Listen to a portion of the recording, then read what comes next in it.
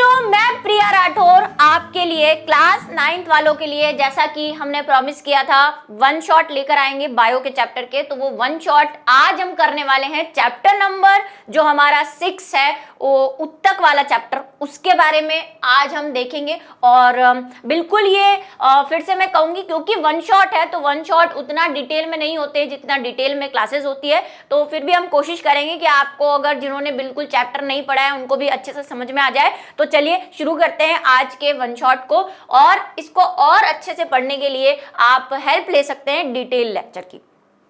तो चलिए शुरू करते हैं। क्या बात की थी हमने? तो चैप्टर फ्लो कुछ इस प्रकार का था कि हमें बहुत कुछ इसके अंदर पढ़ना था, और आज जो हम पढ़ने वाले हैं वो पढ़ने वाले हैं कि भाई कैसे ऊतकों का योगदान है हमारी कोशिका के अंदर।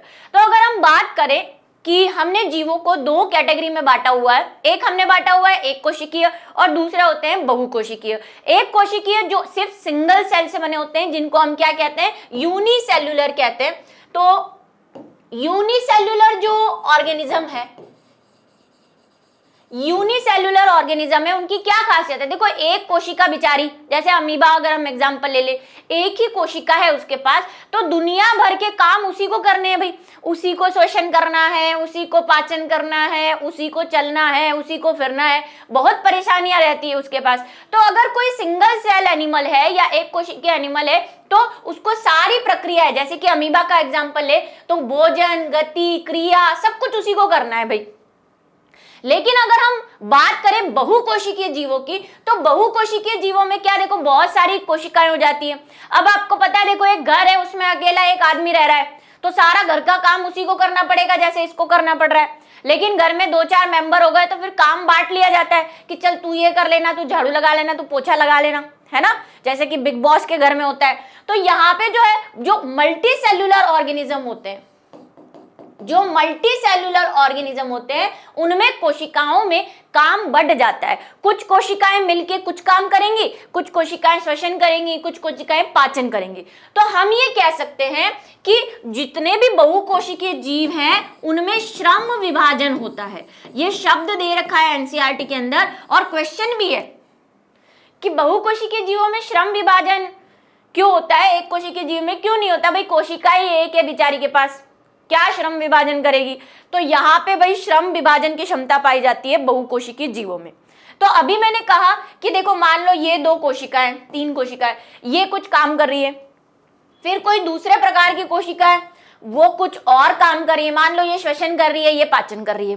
तो अब कुछ कोशिकाओं का समूह बन जाता है, ग्रुप बन जाता है यहाँ पे, ठीक है, समूह बन जाता है। तो उस समूह को हमें कुछ नाम देना पड़ेगा भाई, ठीक है, और नाम हम क्या देते हैं, ऊतक। तो हमारा जो नेक्स्ट टॉपिक है जो हम पढ़ने वाले हैं, वो पढ़ने वाले हैं टिश्यू क्या होते हैं। जब 2 या 2 से अधिक कोशिका साथ में मिलकर, वो गाना सुना है, साथ ही हाथ बढ़ाना, तो भाई जब 2 या 2 से कोशिकाएं मिलके काम करती हैं, कोई विशिष्ट कार्य करती है, तो उन कोशिकाओं के समूह को हम क्या कहते हैं, ऊतक कहते हैं, ठीक है। वे कोशिकाएं जो आकृति में समान हो, जैसे यहाँ पे देखो, ये एक प्रकार का ऊतक है, क्योंकि यहाँ पे जितनी भी कोशिकाएं वो सिमिलरली एक जैसी है और एक जैसा काम कर रही है। यहाँ की कोशिकाएं एक जैसी, एक जैसा काम कर रही है। जैसे त्वचा, आपकी त्वचा, पूरी बॉडी पे त्वचा फैली हुई है, उसमें मिलियंस ऑफ सेल है, करोड़ों सेल्स हैं, लेकिन उनका काम क्या है, शरीर को ढकना, त्वचा का निर्माण करना। तो त्वचा में जो कोशिकाएं पाई जा रही है वो एक प्रकार की है, सारी सब एक जैसी है, इसीलिए वो क्या है, एक ऊतक है, ठीक है। इसके बारे में हम पढ़ेंगे अभी, एपिथेलियम ऊतक कहते हैं इसको, उपकला ऊतक। ऐसे ही हमारी मसल्स हैं, पेशियां, सारी पेशियां मिलकर एक काम कर रही है। अब पेशियां कोशिकाओं से बनी हुई है, और ये सारी कोशिकाएं एक जैसी मिलके एक जैसा काम कर रही है, तो हम उसको कह देंगे कि वो ऊतक है। तो ऊतक की परिभाषा आप यहाँ लिख लेंगे, ठीक है। एक परिभाषा मैंने बोली है, एक यहाँ पे लिखी हुई है। अब दूसरा प्रश्न हमारे पास ये है कि क्या पौधों और जंतुओं में जो है ऊतक सेम होते हैं? नहीं, बिल्कुल नहीं, क्योंकि भाई पौधों को इतना काम नहीं होता, हम इंसानों को बहुत दुख दर्द है जीवन में, है ना, सांस भी लेना है, पाचन भी करना है, चलना भी है, लिखना भी है, बड़ी परेशानियां रहती हैं हमें, हम दुखी रहते हैं, गाना भी गाना है, मूवी भी देखनी है, बहुत सारे काम है ना, दुनिया जान की पंचायती भी करनी है, हमें बुराइयां भी करनी है, इधर की उधर भी करनी है, मारा कुट्टी भी करनी है, तो बहुत सारे काम रहते हैं। तो हमारे पास जो जंतु है वो थोड़े से एडवांस है, एडवांस मीन्स विकसित प्राणी है, तो उनके पास उत्तक अलग होते हैं। पौधों में ऐसा कुछ नहीं है भाई, उन्हें मोबाइल नहीं चलाना, उन्हें चल के कहीं जाना नहीं है, श्वसन वो एक जगह पे खड़े रह के कर लेते हैं, पाचन अंदर हो जाता है, ज्यादा कोई जरूरत नहीं है, खाना सूरज से बना लेते हैं, है ना, सनलाइट से प्रकाश संश्लेषण। जंतुओं में खाना पड़ता है, बनाना पड़ता है, फिर अंदर पचाना पड़ता है, बहुत सारे काम है। इनमें ऐसा कुछ नहीं है भाई, तो इनके पास उत्तक अलग अलग होते हैं। ये क्वेश्चन भी है एनसीईआरटी के अंदर, तो यहाँ पे इसको मैंने डिटेल में करवाया भी है क्लास में। तो हम लिख सकते हैं कि भाई पौधों में क्योंकि जो कार्य है वो इतने विकसित प्रकार के नहीं है, जैसे चलन, गति, पाचन ऐसी क्रियाएं नहीं होती, तो उनमें उत्तक थोड़े से सरल प्रकार के होते हैं। जबकि जंतुओं में उत्तक जो है वो कैसे हैं, जटिल प्रकार के हैं। कैसे हैं, तो आप यहां लिखेंगे कि कैसे प्रकार के हैं, जटिल प्रकार के, और यहां पे कैसे हैं, सरल हैं। हम दोनों के बारे में पढ़ेंगे, पौधों और जंतुओं में। अब बात कर लेते हैं पादपों के। हमारे पास दो उत्तक हैं। सबसे पहले है विभोज्योतकी उत्तक, जिसको हम बोलते हैं मेरिस्टेमेटिक टिश्यू या meristem tissue, meristematic tissue English के अंदर। और दूसरा है परमानेंट टिश्यू, जिसको हम कहते हैं स्थायी उत्तक, परमानेंट टिश्यू, जिसको हम कहते हैं स्थायी उत्तक। ये क्या है, देखो दोनों में फर्क क्या है, मैंने गवर्नमेंट जॉब का एग्जांपल दिया था। ये मेरिस्टेमेटिक टिश्यू कैसा है, ये विभाजन की क्षमता रखता है, ये हमेशा विभाजित होने रखता है। मतलब अभी ये सेटल नहीं हुआ है, इसकी शादी वादी नहीं हुई, गवर्नमेंट जॉब नहीं लगी, तो ये निरंतर प्रयास कर रहा है भाई कि अच्छी पढ़ाई कर ले। जैसे आप जिस एज में हो, आपका काम क्या है, पढ़ना लिखना, प्रोग्रेस प्रगति करना, है ना, काम पे काम करना जाना आपका। अब जिस दिन आपकी गवर्नमेंट जॉब लग जाएगी, शादी वादी हो जाएगी, आप सेटल हो जाओगे, तो आप क्या बन जाओगे भाई, परमानेंट बन जाओगे टिश्यू। अब आपको ऐसा है गवर्नमेंट जॉब लग गई, बस अपना तो भाई पढ़ाई वढ़ाई खत्म, जीवन जो है आराम से चल रहा है। तो वैसा उत्तक क्या होता है, परमानेंट टिश्यू या स्थायी उत्तक। ये विभाजन नहीं करते, विभाजन खत्म, जैसे पढ़ाई खत्म गवर्नमेंट जॉब लगने के बाद, वैसे विभाजन खत्म। हालांकि इसमें भी एक्सेप्शन है, जो हम पढ़ेंगे, कभी कभी इनको भूत आ जाता है तो ये वापस विभाजन करना शुरू कर देते हैं, मतलब वापस पढ़ाई करना शुरू कर देते हैं। इनमें हमेशा विभाजन होता है, विभाजन होता है हमेशा, ये वृद्धि में काम में आते हैं। हालांकि इन्हीं से इनका निर्माण होता है, जैसे स्टूडेंट पढ़ के ही भाई सेटल होगा ना, वैसे ये विभाजित होते हैं और इन्हीं से स्थायी उत्तक बनते हैं, इन्हीं से स्थायी उत्तक बनते हैं। ठीक है, चलो बात कर ले हम विभोज्योतकी की, जिसको हम बोल रहे हैं मेरिस्टेमेटिक टिश्यू। ऐसे उत्तक जिसमें विभाजन की क्षमता पाई जाती है, जो निरंतर विभाजित होते रहते हैं, विभोज्योतकी उत्तक कहलाते हैं। ये परिभाषा लिख सकते हो आप। ठीक है, परिभाषा मैंने बोल दी है, अगर आपसे पूछ ले तो जो मैंने अभी बोली उसको लिख सकते हैं। अब ये देखो, जो विभाजित कर रहा है, जो विभाजन की क्षमता कौन करेगा, देखो आलसी आदमी तो कुछ नहीं करेगा, ये स्थायी हो गया है, वो तो कुछ नहीं करेगा। जो काम कर रहा है उसको हम क्या बोलते हैं कि वो एक्टिव है, बहुत सक्रिय है वो। जैसे आप पढ़ रहे हो, लिख रहे हो, खेल रहे हो, कूद रहे हो, तो एक्टिव हो। तो ये कोशिकाएं अत्यधिक क्रियाशील होती हैं, इनमें बहुत एनर्जी है। दूसरा, इनका कोशिका द्रव्य, देखो ऐसे याद कैसे करते हैं चीजों को। पहले तो ये क्रियाशील है क्योंकि इनको विभाजन करना है। दूसरा, देखो मोटा आदमी ज्यादा विभाजित नहीं करेगा, मोटा आदमी दिन भर बैठा रहता है, बोलता है अरे यार थक गया, कुर्सी तोड़ेगा। पतला आदमी एकदम एक्टिव, कुछ भी करा लो उससे। तो भाई इनको देखो एक्टिव रखना है तो इनको पतला भी करना पड़ेगा। अब पतले से आप क्या याद करोगे कि इनकी कोशिका भित्ति पतली होती है, इनका कोशिका द्रव्य बहुत ज्यादा है। क्यों ज्यादा है, क्योंकि इनको काम ज्यादा करना है भाई। ठीक है, केंद्रक स्पष्ट है और इनके पास रसधानी नहीं होती। ये इतना इंपॉर्टेंट नहीं है लेकिन लिख लेना। क्या काम है भाई, ये विभाजन करेगी। जैसे ये कोशिका है, ये कब होता है, जब हमें वृद्धि की जरूरत होती है, वृद्धि करती है ना भाई। विभोज्योतकी कोशिकाओं का क्या काम है, वृद्धि करवाना, लंबाई में वृद्धि करवाना, पौधों की चौड़ाई में वृद्धि करवाना। ठीक है, ये वृद्धि के लिए आवश्यक होती है। ये कोशिकाएं, ये विभाजित हुई, इसने 4 कोशिकाएं बना दी, 3 4 ऐसे बहुत सारी कोशिका बना दी, इसको कहते हैं विभाजन। तो ये मोटाई में, लंबाई में, चौड़ाई में वृद्धि करेगा। अब हमारे पास इसके कुछ प्रकार है, जैसे जैसे ये वृद्धि कर रहा है उसके आधार पर हमारे पास इसके 3 प्रकार है। सबसे पहला है शीर्षस्थ विभोजक, नाम बता रहा है एपिकल, इसको इंग्लिश में क्या कहते हैं, एपिकल, शीर्ष पे मौजूद है। अब पौधे का शीर्ष कौन सा होता है, पौधे के दो शीर्ष बना सकते हैं हम, एक तो हमारे पास है तने का शीर्ष, जैसे ये है ना, तना है उसका टॉप, और दूसरा जड़े हैं नीचे, अगर नीचे जड़े हैं, और ऑब्वियसली हर पौधे में जड़ें होती हैं। अब मैं ये रफ डायग्राम बना रही हूं, मान लो ये तना है, इसकी ये जड़ है, तो जड़ों का जो टिप है शीर्ष है, तो जड़ के शीर्ष को क्या बोलते हैं, मूल शीर्ष, मूल का शीर्ष है ना, तो मूल शीर्ष, और तने के शीर्ष को क्या बोलते हैं, प्ररोह शीर्ष, एपिकल शूट, और इसको बोलते हैं रूट एपिकल या एपिकल रूट। तो यहां पे पाया जाता है, ठीक है, जगह के आधार पर। तो ये कहां पाया जाता है, देखो प्ररोह के शीर्ष विभोजक और जड़ों और तनों में वृद्धि करता है, इससे लंबाई बढ़ेगी, इससे क्या होता है भाई, पौधे की लंबाई बढ़ती है। काम आपको याद रखना है, क्या करेगा ये, लंबाई बढ़ाएगा, यहाँ पे विभाजन होगा तो यहाँ पे लंबाई बढ़ेगी ना, ऊपर ऊपर जाता जाएगा पौधा, इधर विभाजन होगा जड़ों में तो लंबाई बढ़ेगी जड़ों की, तो ये लंबाई बढ़ाती है। दूसरा होता है पार्श्व, पार्श्व का मतलब होता है लेटरल, साइड, इसका मतलब क्या है, ये साइड में है। अब साइड क्या होती है, देखो ये तने की, ये यहाँ पे इस जगह पे, ये है पार्श्व, पार्श्व विभोजक।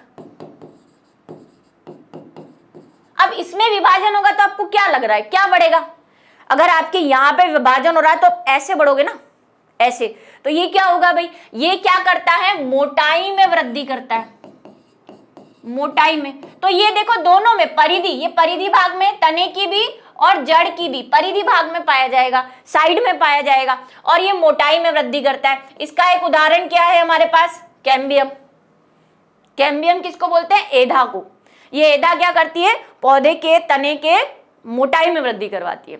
तीसरा है अंतर्विष्ट, जिसको हम कहते हैं inter calorie, inter calorie, inter calorie किसको कहते हैं भाई, देखो गन्ना देखा है किसी ने, गन्ने में एक तो यहाँ पे ऐसे होते हैं, इनको हम कहते हैं पर्वसंधि, वैसे हर तने में होता है, हर तने में होता है, लेकिन हमें सब तनों में दिखता नहीं है, इसलिए मैंने आपको गन्ने का एग्जांपल दिया। सारे तनों में ये पाई जाती है। आप देखना तने में जहां से पत्ती निकलती है आपको हल्की सी एक लाइन दिखेगी ऐसी तनों के अंदर, स्टेम के अंदर, तो इसको बोलते हैं पर्वसंधि और इसको बोलते हैं पर्व। इंग्लिश में इसको बोलते हैं इंटरनोड और इसको बोलते हैं नोड। अब ये कहां पाया जाता है, इंटर कैलरी, कैलरी ये होती है, इनके बीच में कहीं पाया जाता है, कहां पे, मैं आपको जगह बताती हूं, ऐसे यहाँ पे, इस जगह पे, इस जगह पे, यहाँ पे। तो पर्व और पर्व संधियों के बीच में क्या होता है, ये पाया जाता है। पौधे में पर्व संधियों के पास, ये रही पर्व संधिया, इसके पास देखो यहाँ पे ऊपर वाली में भी ऐसे ही दोनों साइड मिलेगा। इससे क्या होगा, देखो अगर यहाँ पे विभाजन होगा, यहाँ पे विभाजन होगा तो इसकी साइज बढ़ेगी ऐसे, है ना। ये देखो पर्व संधिया है, अब पर्व संधियों में यहाँ विभाजन हो गया तो ये वाली ऊपर खिसक गई, ये वाली नीचे चली गई, तो क्या बढ़ गया, ये बीच का गैप बढ़ गया, और बीच के गैप को हम क्या कह रहे हैं, पर्व। तो इसमें क्या होता है, पर्व की लंबाई बढ़ जाती है, पर्व की लंबाई बढ़ाते हैं, ये बढ़ जाती है, और पर्व की लंबाई बढ़ेगी तो वही पौधे की लंबाई भी बढ़ जाएगी, ठीक है। तो लंबाई बढ़ाने में हेल्प करते हैं, ठीक हो गए। अब हमने एक प्रैक्टिकल भी किया था भाई, मैंने आपको बहुत सारे प्रैक्टिकल दिखाए, तने का दिखाया, जड़ का काट दिखाया, है ना, बहुत सारी चीजें। तो हमने देखा था कि यार इसमें और भी प्रकार के उत्तक मिलते हैं, अजीबोगरीब प्रकार के। ऐसा भी हमने दिखा था कि भाई इसमें जाइलम, फ्लोएम और भी बहुत कुछ चीजें हैं यार, तो इनको नाम क्या दे। तो हमने क्या कहा कि जो हमारा उत्तक है, कौन सा उत्तक, स्थायी उत्तक। विभोज्योतक की बात खत्म हो गई। विभोज्योतक 3 प्रकार का है भाई, ये इंपॉर्टेंट क्वेश्चन है, इस पे पूछ सकते हैं, इसलिए ध्यान रखना है। अब विभोज्योतिकी उत्तक की बात खत्म हो गई, अब आते हैं स्थायी उत्तक पे। तो स्थायी उत्तक के भी बहुत सारी वैरायटी है यार, तो इनको नाम देना पड़ेगा। तो स्थायी उत्तक क्या होते हैं, पहली बात तो स्थायी उत्तक किसको कह रहे हैं, जो विभोज्योतिकी उत्तक के विभाजन से बने होते हैं। मैंने आपसे कहा था ना कि विभोज्योतिकी उत्तक ही आगे जाके स्थायी बनाता है। एक स्टूडेंट ही पढ़ लिख कर गवर्नमेंट जॉब और सेटल होता है, है ना। अब गवर्नमेंट जॉब कैसे भी सेटल हो रहा है, मतलब वो पढ़ाई छोड़ देगा, तो विभोज्योतकी उत्तक से ही बनते हैं ये, लेकिन ये स्थायी हो गए, इनकी विभाजन की क्षमता खत्म हो गई है। देखो यहाँ पे लिखा हुआ है नष्ट हो गई है, ये बात हमने कर ली थी। अब इनके कुछ प्रकार है हमारे पास। पहला है सिंपल। देखो जिसकी गवर्नमेंट जॉब लग जाती है वो 3 प्रकार के लोग हो सकते हैं। पहले जिनकी गवर्नमेंट जॉब लग गई है लेकिन वो सिंपल जीवन जीते हैं, उनको ज्यादा प्राउड नहीं होता, तो वो है साधारण उत्तक। ठीक है, याद हो जाएगा। दूसरे होते हैं जिनके पास पैसा आ जाता है तो बड़ा घर गाड़ी बंगला सब बनाते हैं, तो वो होते हैं जटिल, थोड़े से उनको घमंड आ गया है ऐसा समझ लो। तो ये हो गए कॉम्प्लेक्स टिश्यू। तीसरे प्रकार के ऐसे हैं जो और अमीर हो जाते हैं। मान लो आप पढ़ लिख कर कोई फिल्म स्टार बन गए, कोई स्टार बन गए, कोई वीआईपी नेता वेता बन गए, तो भाई आप तो वीआईपी हो गए, इनसे भी ज्यादा अमीर हो गए, है ना, जटिल वालों से भी ज्यादा वीआईपी कैटेगरी में आते हो, तो उनको हम कहते हैं विशिष्ट उत्तक। भाई वे विशिष्ट हो गए, स्पेशल हो गए हैं, वो याद हो जाएंगे तीनों बिल्कुल इस तरीके से। ठीक है, तो 3 प्रकार के हमारे पास क्या है, स्थायी उत्तक के 3 प्रकार है। विभोज्योत्तक के कितने प्रकार है, 3। स्थायी उत्तक के कितने प्रकार है, 3। ठीक है, इनको याद कैसे करना है मैंने बता दिया। अब इसमें भी आगे कैटेगरी है, इसमें भी है, इसके भी प्रकार है, और इसके ज्यादा नहीं है, मतलब हमें सिर्फ नाम याद करने हैं। तो इन दोनों को अब हम मतलब तीनों को पढ़ने वाले हैं। सबसे पहले बात करेंगे हम, किसकी बात करेंगे, इसकी। लेकिन इससे पहले आपको यह ध्यान रखना है कि विभोज्योत्तकी उत्तक से ये स्थायी उत्तक बना कैसे। तो देखो क्या होता है, कोई भी विभाजन, ये कोशिका है, ये विभाजन करती है। सबसे पहले इसने विभाजन किया क्योंकि इसमें विभाजन की क्षमता थी, ये पहले विभोज्योत्तकी थी, इसने कोशिकाएं बनाई, मान लो ये कोशिकाएं बनाई। ठीक है, अब ये कोशिकाएं अलग अलग काम करेंगी, इनमें क्या होगी, वृद्धि होगी।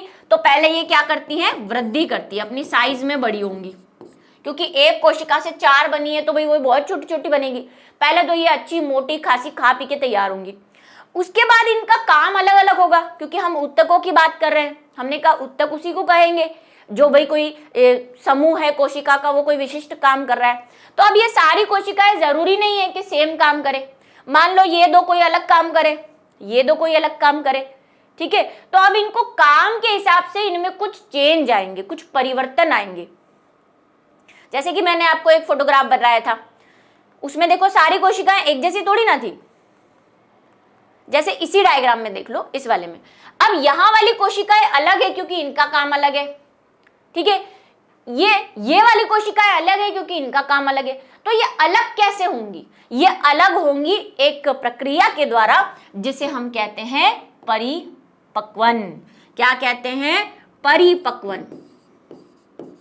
एक और शब्द है इसके लिए, विभेदन, डिफरेंशिएशन। भाई विभेद हो गया है, इसका काम अलग है, इसने अलग काम किया। जैसे ये, इसका शेप कुछ ऐसा हो गया, अलग शेप की बन गई है। ये 2 एक साथ काम कर रही है तो इन्होंने कुछ ऐसी लंबी लंबी कोशिकाएं बना ली, कुछ काम करने के लिए, जो भी इनका काम है। और ये अलग हो गई, इसने कोई ऐसा शेप बना लिया। तो भाई देखो अब ये तीनों अलग अलग हो गई ना, तो इनमें विभेदन हो गया है। विभेदन का मतलब डिफरेंट हो गई है ये एक दूसरे से, ये अलग हो गई, ये अलग हो गई, ये अलग हो गई, तो इसको कहते हैं विभेदन। उसके बाद अब ये स्थायी हो गई है। जैसे कि आप सारे स्टूडेंट हो, ठीक है, विभाजन करा आपने, पढ़ लिख रहे हो, लेकिन कुछ स्टूडेंट जो है वो डॉक्टर बनेंगे, कुछ स्टूडेंट है वो इंजीनियर बनेंगे, कुछ स्टूडेंट भाई उनका कुछ और काम होगा कि हम तो भाई लेखक बनेंगे, आर्टिस्ट बनेंगे। तो आप में क्या हो गया, विभेदन हो गया। पहले आप सब विभोज्योत्तकी थे, स्टूडेंट थे, अब आप में विभेदन हो गया। तो समझ गए, याद हो जाएगा ये कि विभेदन क्या होता है। अच्छा एग्जाम्पल है, चले आगे आ जाओ। अब हमें बात करनी है किसकी, साधारण उत्तक की। पहला वाला प्रकार पढ़ने वाले हम। ठीक है, साधारण उत्तक फिर 3 प्रकार के हैं। क्या होंगे साधारण उत्तक, भाई सिंपल है ये, इनमें एक ही प्रकार की कोशिकाएं। सबसे पहले आएंगे मृदुत्तक, उसके बाद स्थूल कोणोत्तक यानी कोलेनकाइमा, और फिर आते हैं दृढ़ोत्तक यानी स्क्लेरेनकाइमा। ठीक है, सबसे पहले बात शुरू करते हैं मृदुत्तक की। मृदुत्तक, मृदु, बेचारा नाम से ही मृदु है, बिल्कुल सिंपल प्रकार की कोशिकाएं पाई जाती हैं इसके अंदर, समव्यासी हैं, अंतर कोशिकीय स्थान या तो कम है या अनुपस्थित। क्या मतलब निकला इसका, क्या मतलब है इसका कि देखो ये कोशिकाएं हैं, ये एक जैसी है, ऐसे। मैंने आपको कहा था इसको बनाने का तरीका ऐसे होता है, ऐसे ऐसे 8 जैसे बनाओ, इसको ऐसे बनाते हैं इनको, है ना। आपको 11th में पता नहीं कोई सिखाए या नहीं सिखाए, ऐसे बनाया जाता है। इनमें देखो गैप नहीं है बीच में, एक जैसी है ये, और बीच में अंतर कोशिकीय अवकाश, मतलब एक कोशिका से दूसरी कोशिका में गैप नहीं है, रिक्त स्थान नहीं है। तो ऐसी कोशिकाएं क्या कहलाती है? मृदु कोशिकाएं कहलाती है। क्या काम है इनका? भाई ये क्या काम करती है? जगह को भरने का काम करती है। और सबसे इंपॉर्टेंट काम इनका ये है कि ये खाने का संचय करती है, संचयन करती है, ये स्टोरेज। जैसे हम बोलते हैं कि आलू के अंदर स्टार्च बहुत होता है, वो स्टार्च कहाँ संचित है? वो मृदुत्तक कोशिकाओं में संचित है। संचयन का काम है इनका। हम बोलते हैं कि भाई जो गाजर है उसके अंदर विटामिन ए बहुत ज्यादा है, तो वो कहाँ है? वो इन कोशिकाओं के अंदर है, वो इनको संचय करके रखी हुई है। ठीक है, समझ गए? आ जाओ अभी दूसरे हैं। अब हमारे पास ये मृदुत्तक कई बार थोड़े अलग अलग शेप के हो जाते हैं। संचयन तो इनका काम है ही, लेकिन ये भरने के काम भी आते हैं। कोई जगह खाली होती है ना वहां पे, किसी भी कोशिका के अंदर या उत्तक के अंदर, तो वहां पे घुस जाते हैं। उसके आधार पर कुछ विशेष प्रकार के हमें देखने को मिलते हैं। जैसे पहला है प्रोजेनकाइमा, यानी कि दीर्घ। दीर्घ का मतलब ऐसी लंबी लंबी सेल्स पाई जाएगी इसमें, इनका आकार कुछ ऐसा हो जाता है, दीर्घित हो जाते हैं, ये लंबे हो जाते हैं। फिर है हरित लवक, ये तो बहुत इंपॉर्टेंट है, ये बहुत इंपॉर्टेंट है। क्लोरेनकाइमा, मैंने कहा ये संचय करते हैं, खाद्य संचय करते हैं और दूसरी चीजों का भी। तो कुछ मृदुत्तक कोशिकाओं में क्या होता है? क्लोरोफिल भर जाता है, तो उसे हम क्या कहते हैं? फिर उसे हम हरित लवक कहते हैं। ये देखो, ये कहाँ पाया जाएगा? ये पर्ण मध्योतक में पाया जाता है। पर्ण मध्योतक क्या होता है? ये देखो, ये पत्ती है, पत्ती को हमने क्या किया? ये पत्ती थी ना, इसको मैंने ऐसे काट दिया। ये पत्ती ऐसे पेड़ पे लगी होती है, इसको मैं ऐसे काट दूं और फिर आपको सामने से दिखा रही हूं, ऐसे दिखा रही हूं काटने के बाद, बिल्कुल पतली सी पत्ती को। तो देखो ऊपर एक त्वचा होती है और बीच में नीचे एक त्वचा होती है। पत्ती की 2 सतह होती है ना, एक ऊपर वाली एक नीचे वाली। तो बीच में जो कुछ भी भरा पड़ा है उसको कहते हैं हम पर्ण मध्योतक। यहाँ पे बहुत सारी कोशिकाएं होती है भाई, अलग अलग प्रकार की, जो हमें ऐसे तो नहीं दिखेगी, माइक्रोस्कोप में दिखेगी, तो उनको कहते हैं पर्ण मध्योतक। तो इनमें भरा होता है क्लोरोफिल, यानी कि हरित लवक। इसीलिए हमें पत्तियां कैसी दिखाई देती हैं? हरी दिखाई देती हैं, क्योंकि उनके पर्ण हरित में कौन भरा रहता है? क्लोरोफिल या क्लोरोप्लास्ट होते हैं उसके अंदर। ठीक है। अच्छा, कुछ बच्चों को क्लोरोप्लास्ट और क्लोरोफिल में अंतर नहीं पता, लेकिन हमने इससे पहले एक चैप्टर पढ़ा था कोशिका वाला, वहां पे मैंने बताया था कि कोशिका के अंदर बहुत सारे कोशिकांग होते हैं, उसमें एक कोशिकांग होता है क्लोरोप्लास्ट, जिसको हिंदी में कहते हैं हरित लवक। एक हमने अवर्णी लवक भी पढ़े थे, वर्णी लवक भी पढ़े थे, ये हरित लवक पढ़ा था। इसके अंदर होता है क्लोरोफिल, समझे? कोशिका के अंदर हरित लवक के अंदर क्लोरोफिल होता है। ये सिस्टम है। इसको कई बच्चे 10th 11th में जाके भी कंफ्यूज रहते हैं, इसको अभी से क्लियर कर लेना। फिर है खंभोत्तक। अब देखो, मैंने कहा पत्ती में बहुत सारी कोशिकाएं पाई जाती है बीच में, उस पूरे को हम पर्ण मध्योतक कहते हैं। मान लो इस पत्ती की कुछ कोशिकाएं ऐसी लंबी लंबी होती है, ऐसी खंबे जैसी खड़ी है, तो ये खंबे जैसी है, तो इसको हम कह देंगे खंभ उत्तक। ये किन में पाई जाती है? पृष्ठाधारी पर्ण में पाई जाती है। अब ये पृष्ठाधारी पर्ण क्या होता है मैम? ये होता है, अभी मैंने कहा कि पत्ती जो भी आप अपने आसपास देखोगे उसमें एक ऊपर वाली त्वचा होती है सतह, एक नीचे वाली सतह होती है। ऊपर वाली सतह अलग दिखती है, नीचे वाली अलग दिखती है ना, उसे कहते हैं पृष्ठाधारी पर्ण। ठीक है। ऐसे ही दूसरी प्रकार की कोशिकाएं, कुछ मृदुत्तक कोशिकाएं अपना शेप बदल लेती है, ऐसी हो जाती है, बीच बीच में गैप रख देती है ऐसे। इनको क्या बोलते हैं? इनको बोलते हैं स्पंजी उत्तक। क्या बोलते हैं इनको? ये तो हो गया खंभ और ये हो गया स्पंजी उत्तक आप लिख देंगे। ठीक है। तो दूसरा है स्पंजी उत्तक। ये निचली सतह पर, देखो मैंने निचली सतह पे बनाया है इसको, है ना। अब है वायु उत्तक। जो जलीय पौधे होते हैं वो जल में क्यों तैर पाते हैं? क्योंकि उनकी पत्ती में ये जो बीच का भाग है ना, उसके बीच में बहुत जगह होती है। उसकी कोशिकाएं जो है, जैसे पत्ती है तो उसमें जो उत्तक है ना, उसमें बीच बीच में बहुत गैप होता है ऐसे, पैरेन्काइमा। अब ये जो गैप है यहाँ पे हवा भर जाती है, वायु भर जाती है, तो इसीलिए इस उत्तक को क्या कह देते हैं, वायु उत्तक कह देते हैं। उसकी वजह से प्लांट तैर पाता है, ठीक है। तो दूसरा हो गया वायु उत्तक। डिटेल क्लास में हमने बहुत अच्छे से और भी पढ़ा है इसको। अब है दूसरा वाला प्रकार, सरल उत्तक हो गया, साधारण उत्तक। साधारण उत्तक के बाद हम बात कर रहे हैं स्थूल कोण उत्तक की। स्थूल कोण उत्तक, कोण किसको कहते हैं बताओ? ये कोशिका है मान लो, ठीक है। तो दो कोशिका, मान लो इसका शेप ऐसा है, ऐसा कुछ ऐसा शेप है। अब कोण किसको कहते हैं? जहाँ दो भुजाएं आके मिलती है। तो देखो यहाँ पे दो भुजाएं कहाँ मिल रही है, यहाँ पे, यहाँ पे, यहाँ पे, यहाँ पे। कोशिका तो कोई भी शेप की हो सकती है ना, तो ये ऐसे शेप की होती है, पहली बात। अब इसके कोण पे क्या होता है, कुछ जमा हो जाता है, कुछ चीजें जमा हो जाती है। अब उन चीजों का क्या नाम है? उन चीजों का नाम है लिग्निन, पैक्टिन, ये नाम है भाई, ये एक प्रकार के पदार्थ होते हैं, ठीक है। तो ये जमा हो जाता है। तो अब इसके कोण पे कुछ कुछ जमा हो गया है, इसीलिए इसको कह रहे हैं स्थूल कोण उत्तक। नाम याद हो जाएगा कोण से, इसके कोणों पे कुछ जमा हो गया है, ठीक है। ये जीवित होती है और पतली भित्ति वाली होती है। इनमें क्या होता है, मृदुत्तक की तुलना में लंबी, सिरे गोल, नुकीले और आकार या बहुभुजी हो सकती है। कैसे भी आकार की हो सकती है, ये ऐसी भी हो सकती है, बहुभुजी मतलब ऐसी, ये बहुभुजी है। ये गोल भी हो सकती है, अब गोल में भी यहाँ पे कुछ जमा हो गया, मान लो ऐसे, किसी भी आकार की हो सकती है, लंबी भी हो सकती है ऐसी। तो इनका आकार कैसा भी हो सकता है। अंतरकोशिकीय स्थान प्राय अनुपस्थित होते हैं, ये भी चिपकी हुई सी रहती है ना, ज्यादा इनमें गैप नहीं है। यहीं पे दूसरी कोशिका बन जाएगी, ऐसे ऐसे ऐसे, बीच में वही जमाव हो जाएगा, ऐसे बीच में गैप कम रहेगा। इन स्थानों पर कोशिका के कोनों पर कोशिका भित्ति के ऊपर पैक्टिन युक्त सेल्यूलोज का जमाव हो जाता है ना, ये जम गया। इसीलिए इसको क्या कह रहे हैं, इसकी कोशिका भित्ति मोटी हो जाती है। भाई जम गया है कुछ, तो उसकी मोटाई भी बढ़ जाएगी और वो दृढ़ भी हो जाएगी। दृढ़ का मतलब कठोर हो जाती है, ठीक है। आ जाए, अब तीसरा वाला है हमारे पास दृढ़ उत्तक, बहुत कठोर है। दृढ़ का मतलब कठोर। ये क्या काम करता है? अच्छा, ये क्या काम करता है पता है आपको?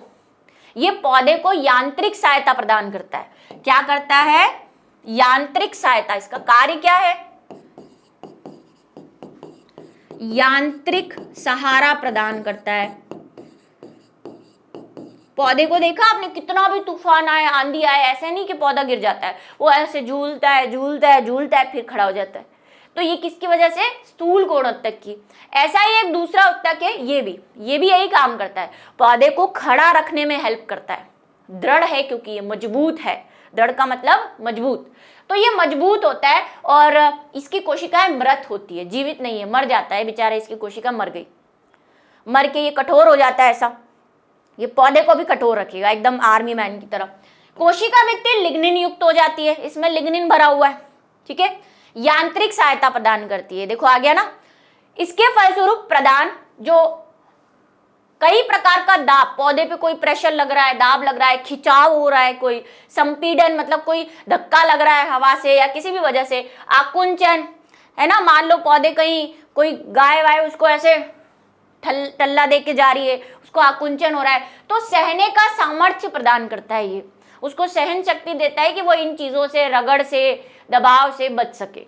तो इनके कार्य आपको याद रखने हैं, ठीक है। लिग्निन का जमा हो ही रहा है और समीप पत्तों और शिराओं में पाए जाते हैं। कहाँ कहाँ पाई जाते हैं देखो। अच्छा, ये जो आप वो थैले वेले बनाते हैं ना, बोरे, जूट, कपास के जो आजकल आते हैं, बैग भी आते हैं, वो जूट कपास में क्या होता है, वो जूट कपास में यही रेशा बच जाता है। इसी दृढ़ उत्तक का ही काम लेते हैं हम। जूट है, कपास के जो हम बोरे बनाते हैं, थैले, चटाई बनाते हो आप, है ना, झाड़ू, इनमें क्या होता है, इनमें ये दृढ़ उत्तक बच जाता है। उसको गलाते हैं पानी के अंदर, तो बाकी सारे उत्तक मर जाते हैं, यही रह जाता है क्योंकि ये तो पहले से मरा हुआ है, क्या मरेगा, ठीक है। लिख दिया ना हमने मरा हुआ है, तो भाई ये इसी से हम क्या करते हैं, रेशे बना, रस्सियां, जो रस्सियां बनाते हो आप, ये सब दृढ़ोत्तक से बनी होती है।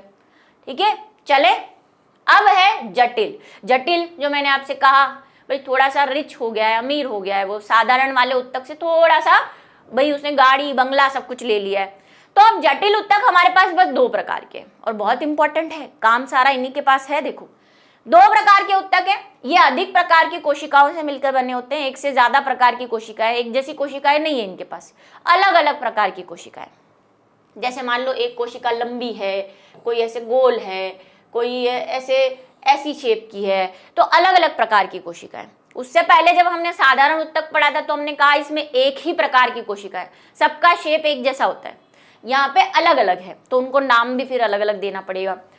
कौन है? 2 है, एक तो जाइलम और एक फ्लोएम। 2 प्रकार के जटिल उत्तक है। सबके प्रकार याद रखने हैं बच्चों आपको। जटिल उत्तक के 2 नाम बताओ तो आपको पता होना चाहिए, जाइलम और फ्लोएम।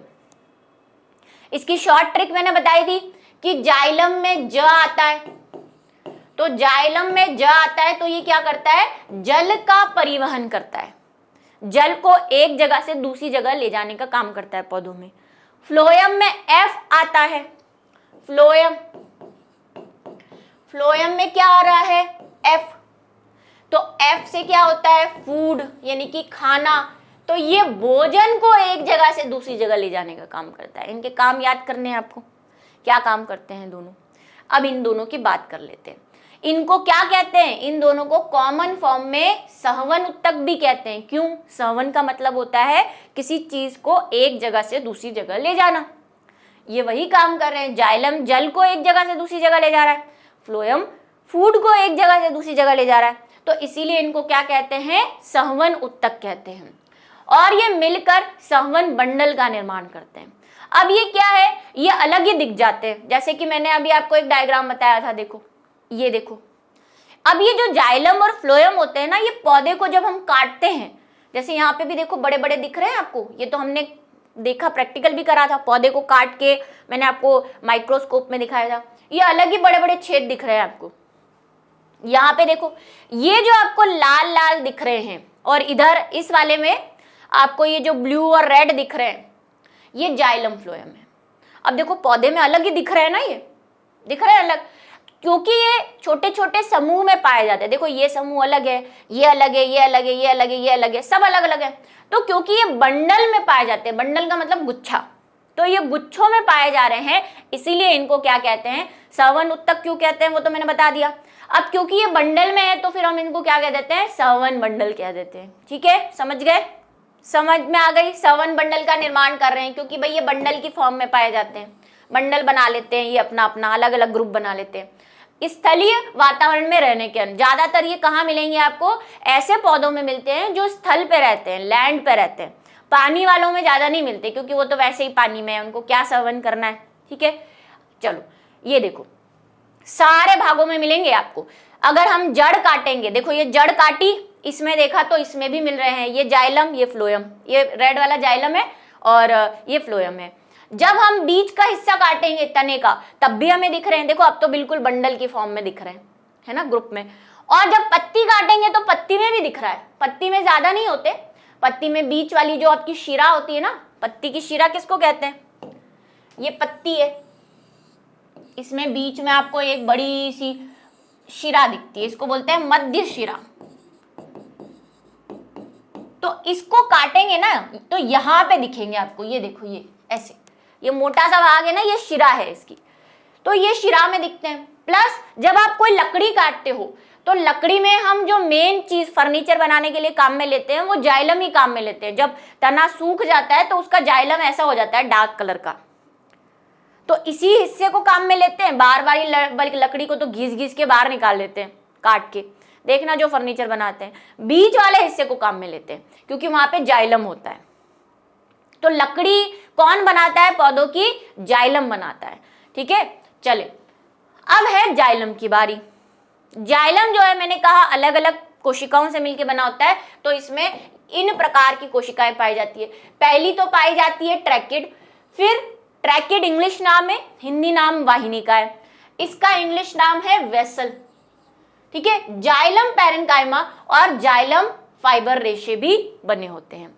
इसमें से ये जीवित है, ये जीवित है, बाकी सब मरे हुए हैं, सब मृत कोशिकाएं हैं, ठीक है। ये भी क्वेश्चन आता है कई बार, जीवित कौन से हैं इसमें से।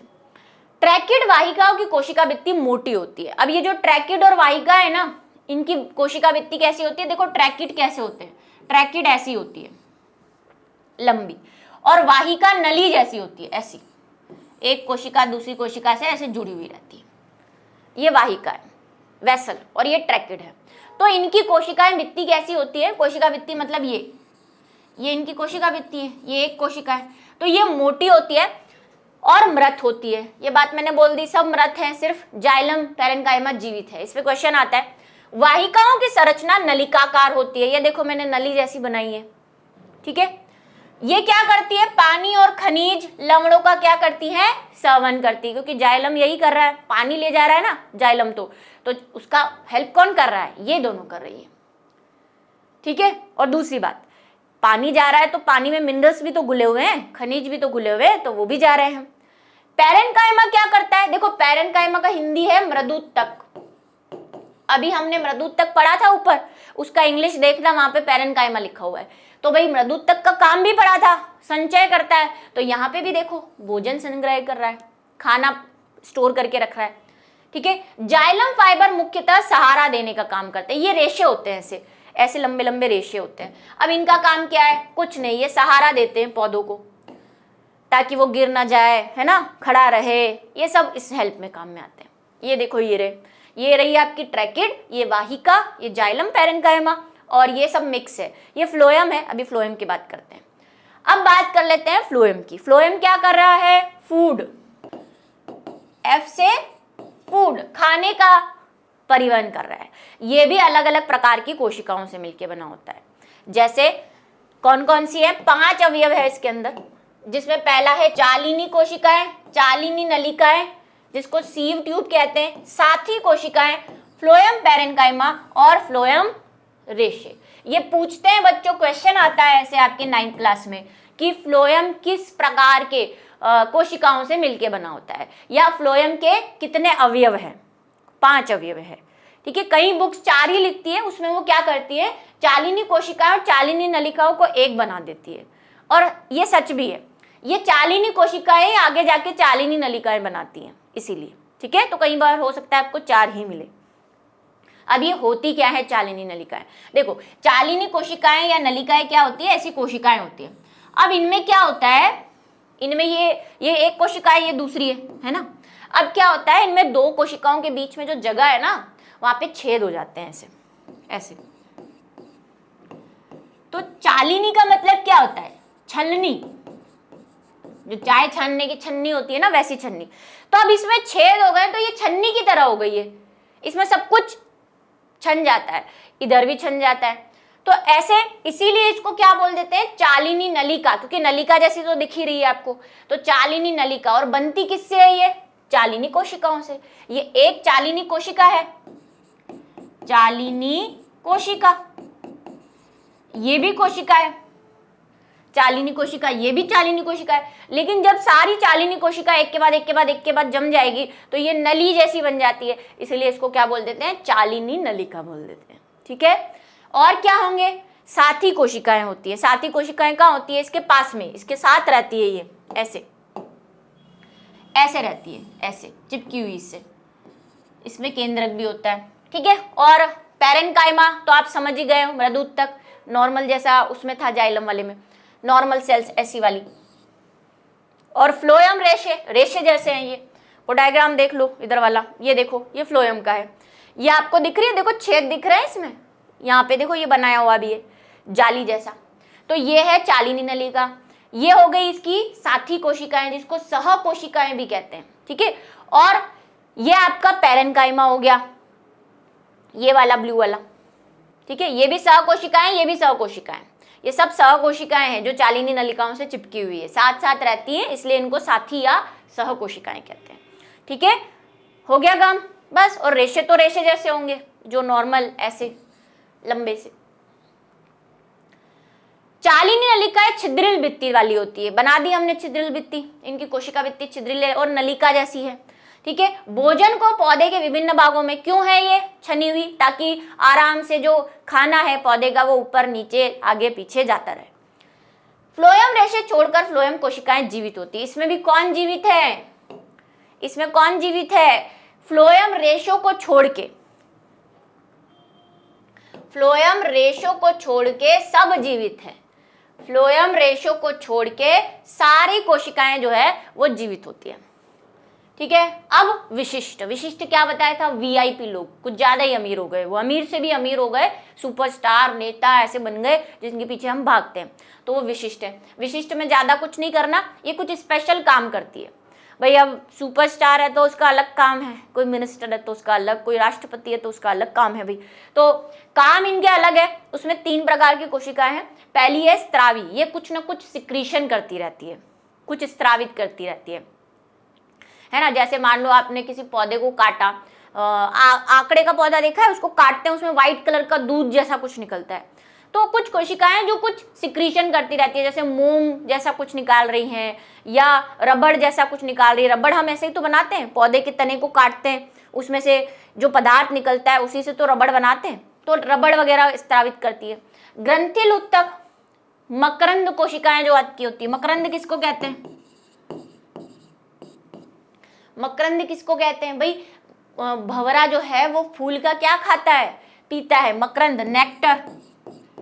फूलों पे मधुमक्खियां क्या लेने जाती हैं, उनका मकरंद चूसने जाती है ना, तो वो मकरंद स्त्रावित करने वाली कुछ ग्रंथिल कोशिकाएं होती है, स्पेशल काम कर रही हैं ये। ऐसे ही लेटेक्स वाली भी होती है ना। गोंद खाया आपने, जो गोंद आप बनाते हो और सर्दियों का टाइम चल रहा है, गोंद के लड्डू बना रहे हो, वो गोंद क्या है, वो गोंद भी लेटेक्स दर कोशिका है। वो कुछ कोशिकाएं होती हैं पौधों के अंदर, वो स्त्रावित करती है, वो तने के बाहर आ जाता है या काटने से बाहर आ जाता है, फिर हम उसको वहां से निकाल के उससे गोंद बना लेते हैं, खाने वाला गोंद, लगाने वाला गोंद, जो भी है। ठीक है, अब है जंतु उत्तक, पादप उत्तक खत्म हो गए। अब हमें किसकी बात करनी है, हमारी यानी कि एनिमल्स की बात करनी है। एनिमल में जो टिश्यू होते हैं वो पौधों से तो अलग होते हैं। कौन कौन से टिश्यू है हमारे पास, देखो 4 टिश्यू है। ऐसे क्वेश्चन मैं बार बार बोल रही हूँ, ये आते हैं, कितने प्रकार का टिश्यू होता है, किससे बना होता है, जंतुओं के 4। पादप में कौन से 2 प्रकार के हो गए, एक तो विभोज्य उत्तक और एक स्थायी उत्तक। ठीक है, ये 2 है, उसके और आगे प्रकार हैं।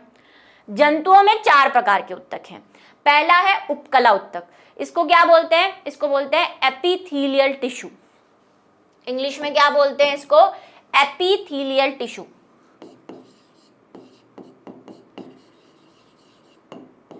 एपिथेलियम टिश्यू आप लिख देंगे। दूसरा है हमारे पास योजी उत्तक, इसको बोलते हैं कनेक्टिव टिश्यू, कनेक्टिव टिश्यू। तीसरा है पेशी उत्तक, इसको बोलते हैं मस्कुलर टिश्यू, नाम से पता चल रहा होगा, मसल्स। और चौथा है हमारे पास तंत्रिका उत्तक यानी कि नर्व टिश्यू। ठीक, सबसे पहले हम बात करेंगे उपकला। कला किसको कहते हैं, साइंस के अंदर कला का मतलब होता है कोई ऊपर की त्वचा, स्किन। तो हमारी जो जितने भी शरीर है और शरीर के अंदर जितने भी अंग है वो सब एक प्रकार की कला से ढके हुए हैं, एक प्रकार की परत से ढके हुए हैं। जैसे आपकी ये ऊपर देखो त्वचा है, इस त्वचा में भी उपकला उत्तक पाया जाता है। और भी कुछ है इसके अंदर, बहुत दूसरी प्रकार की भी कोशिका हैं, लेकिन इसमें मेन क्या है, उपकला उत्तक भरा हुआ है, एपिथेलियल टिश्यू भरा हुआ है। और ये बिल्कुल देखो टाइल्स की तरह आपकी त्वचाएं फैली हुई है, बिल्कुल ऐसे। ये देखो, ये एक प्रकार है उपकला उत्तक का। उपकला उत्तक बहुत प्रकार का होता है, अभी बात करेंगे, उसी का फोटो है ये। तो शुरू करें उपकला उत्तक।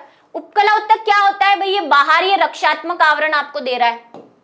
अभी मैंने बोला त्वचा क्या कर रही है, देखो रक्षा कर रही है ना, आपकी बाहरी रक्षा प्रदान करती है, एपिथेलियम उत्तक कहलाता है। ये कहाँ होता है, शरीर के अंदर बहुत से अंगों में। अभी जस्ट मैंने कहा शरीर के अंदर जितने भी अंग है और बाहर भी, ठीक है, और गुहाओं में भी। अगर आपके अंदर कोई, शरीर के अंदर देखो बहुत सारी कैविटी है, धीरे धीरे आप पढ़ोगे इसके बारे में, कि ऐसे अगर आप देखो आपके शरीर में तो शरीर पूरा ऐसा ठसाठस भरा हुआ नहीं है, जगह भी है, खाली जगह भी है अंदर जहाँ पे ब्लड बह रहा है, तो उसको कहते हैं गुहा।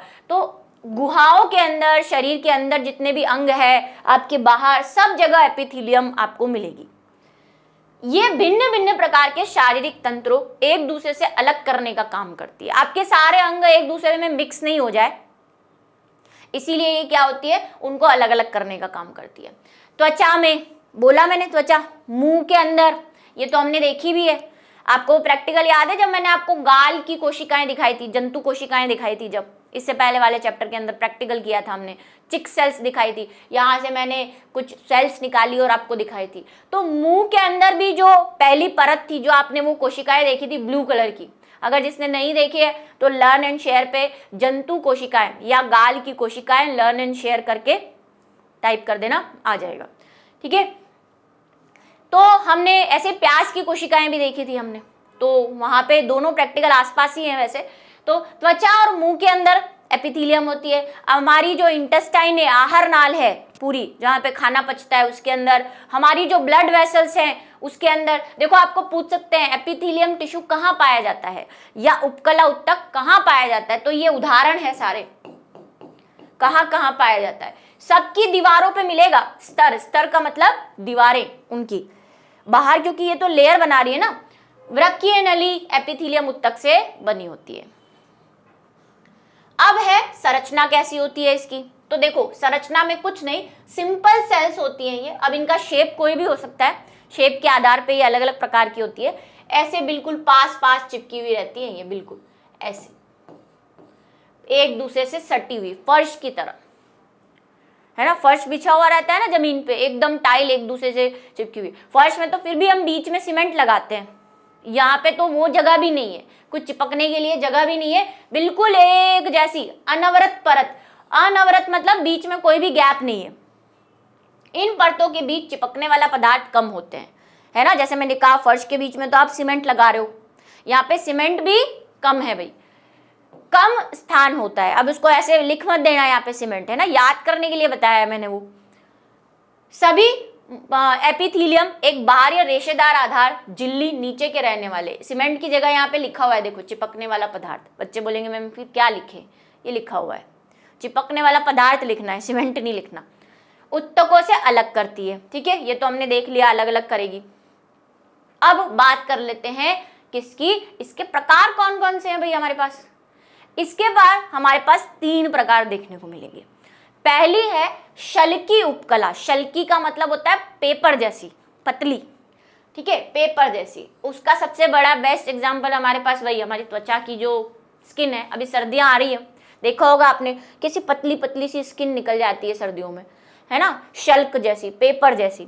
तो ये यहाँ पे कैसी पाई जाती है, पेपर जैसी शल्की, एक जैसी लेयर पाई जाती है, उसको हम क्या कहते हैं, शल्की उपकला। ये चौड़ी होती है और अत्यधिक चपटी होती है, बिल्कुल मैंने कहा पेपर जैसी, ऐसी एकदम ऐसे फर्श की तरह चिपकी हुई, ऐसे ही निकलती है आपकी त्वचा। कोशिकाओं में रक्त स्तर व कुपिकाओं की जो त्वचा है, कुपिका और त्वचा में पाई जाती है ये, ठीक है। इसके बाद दूसरी हमारे पास एपिथेलियम कोशिकाएं कटने और फटने से बचाने के लिए कई परतों में व्यवस्थित होती है। कई बार ये एक से ज्यादा परत की भी हो सकती है, मतलब एक लेयर, फिर दूसरी लेयर, फिर तीसरी लेयर, तो उसको हम क्या कह देंगे, स्तरित शल्की एपिथेलियम कह देंगे। एक से ज्यादा लेयर की, जैसे एक परत ये हो गई, इसी के नीचे दूसरी परत आ गई, तो भाई ये क्या हो गई, लेयर्स हो गई ना। लेयर्स को हिंदी में क्या बोलते हैं, स्तरित, स्तर बन गए हैं इसके, तो इसको हम कहेंगे स्तरित एपिथेलियम, ठीक है। जिन बच्चों ने डिटेल लेक्चर पढ़ा है मेरा, उनको तो बहुत अच्छे से समझ में आ रहा होगा। जिन्होंने फर्स्ट टाइम देख रहे हो, मेरी उम्मीद है कि उनको भी अच्छे से समझ में आ रहा होगा ये चैप्टर। और कमेंट सेक्शन में ज़रूर लिखें, लाइक करें, शेयर करें, क्योंकि देखो ज़्यादा से ज़्यादा बच्चों को ये मिले देखने को, फ्री है बिल्कुल, तो यूट्यूब पे चल रहा है, तो भाई ज़्यादा से ज़्यादा बच्चे, स्पेशली जिनका सपना है आगे बायो लेने का, वो तो 9th से ही शुरू कर दें भाई बायो की ये मस्त वाली। और डिटेल क्लासेस भी देखें गर्मियों की छुट्टियों में, अगर छूट गई हैं आपसे तो।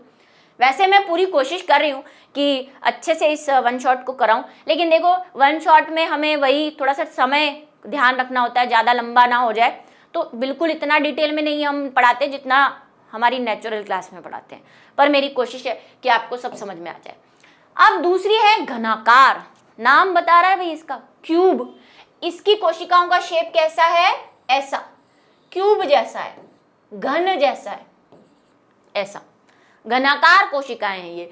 तो ये घनाकार कोशिकाएं, और क्यों घनाकार? क्योंकि जब हम इसको काटते हैं, ये जैसे कोशिकाएं और इसको काटा तो ये कैसी दिखती है? घन जैसी दिखती है, वर्ग जैसी दिखती है, वर्गाकार दिखती है, वर्ग से ही तो घन बनता है, तो दिखती है। उदाहरण के लिए हमारी आंत की कोशिकाओं में, भाई ये उदाहरण पूछ सकते हैं, आपको उदाहरण लिखने भी है कहाँ कहाँ पे पाई जाती है, ठीक है। घनाकार एपिथेलियम वृक्क नलिका, लार ग्रंथियों, इन सब में पाई जाती है, ठीक है।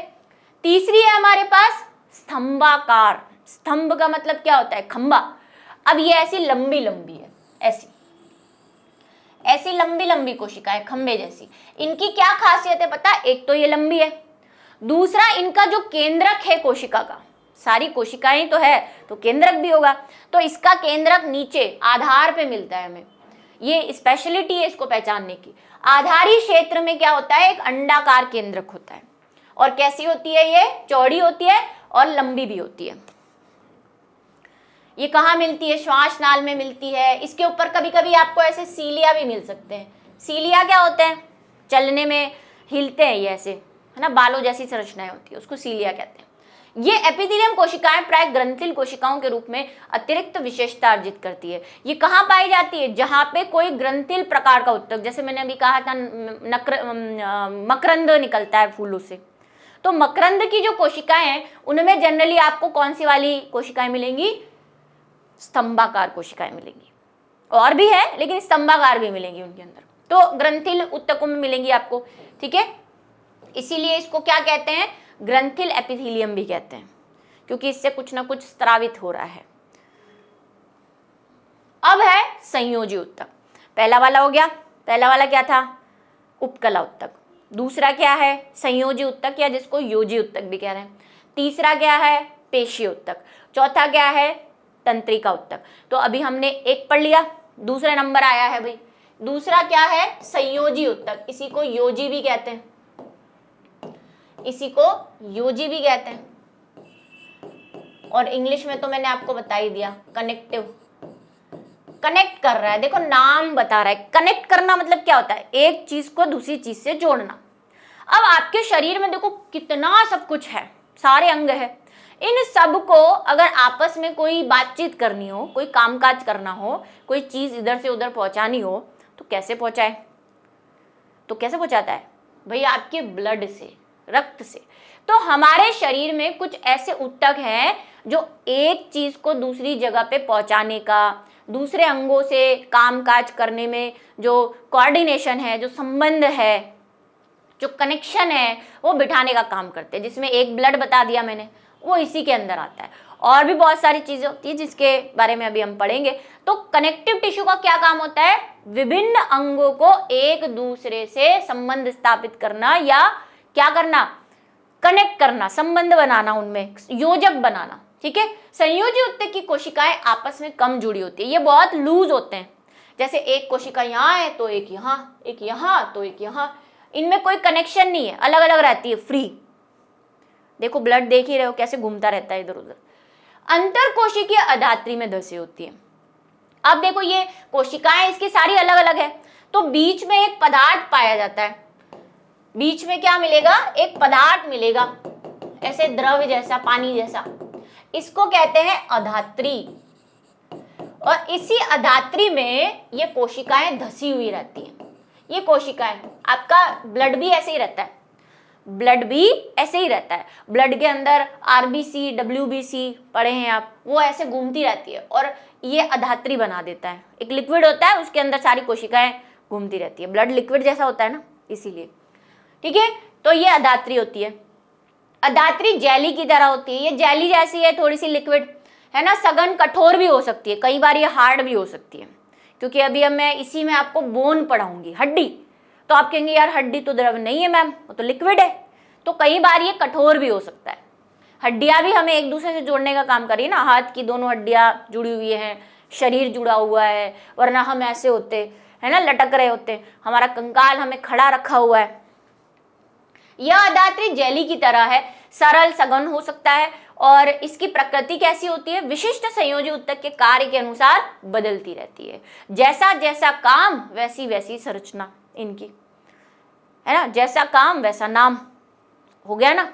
तो ऐसा ही यहाँ पे जो संयोजी उत्तक है वो पाया जाता है। ये देखो, ये सब संयोजी उत्तक के प्रकार हैं अभी जो हम धीरे धीरे पढ़ने वाले हैं।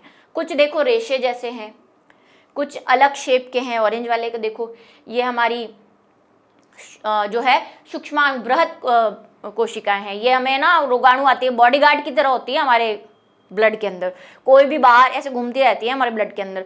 और जैसे ही कोई दुश्मन आया शरीर में, कोई जीवाणु आया, बैक्टीरिया आया, वायरस आया, तो ये दबा के उसको मार डालती है कि हमारे शरीर में प्रवेश करेगा।